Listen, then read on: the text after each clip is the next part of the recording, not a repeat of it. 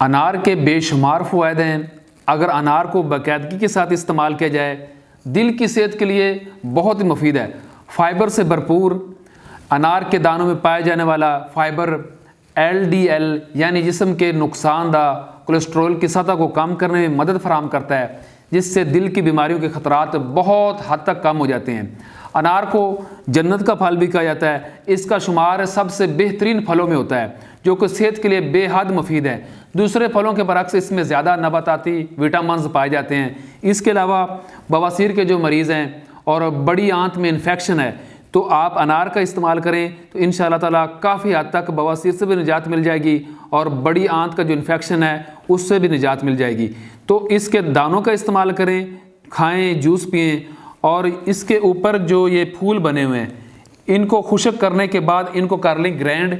एक कैप्सूल सुबह और एक कैप्सूल शाम इस्तेमाल करें तो इंशाअल्लाह ताला जो इब्तदाई बवासीर है उससे भी काफ़ी हद तक इंशाअल्लाह आपको शफा मिलेगी।